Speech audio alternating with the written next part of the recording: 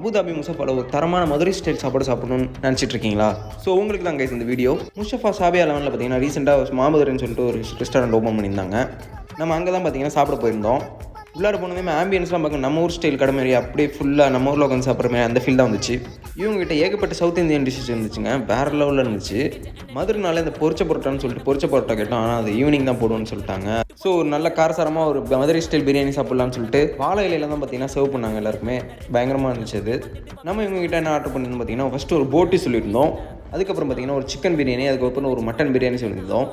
நாங்கள் சீரக சம்பா பிரியாணிக்கு தான் இங்கே வந்திருந்தோம், ஆனால் பார்த்தீங்கன்னா அது சீக்கிரமே முடிஞ்சிருச்சு, அவ்வளோ டிமாண்டிங்க. அதுக்கப்புறம் ஓகேன்னு சொல்லிட்டு பாஸ்மதியிலே வாங்கிட்டோம். பாஸ்மதி சாப்பிட சூப்பராகவே இருந்துச்சு. பிரியாணி பார்த்தீங்கன்னா ஒரு ஆள் வாங்கினால 2 பேர் சாப்பிட்ற மாதிரி இருந்துச்சு, நல்லா ஃபில்லிங்காக இருந்துச்சு. டேஸ்ட்டுமே பார்த்தீங்கன்னா அப்படியே நம்ம சவுத் இந்தியன் ஸ்டைலில் பயங்கரமாக இருந்துச்சுங்க. போட்டி ஸ்டைலுமே பார்த்தீங்கன்னா வேறு லெவலில் இருந்துச்சு சாப்பிட. ஸோ கைஸ், நீங்கள் அபுதாபியில் சவுத் இந்தியன் ஸ்டைல் பிரியாணி சாப்பிடணும்னு தேடி சுற்றிட்டு இருந்தீங்கன்னா மறக்காம நம்ம மாமதுரை விசிட் பண்ணி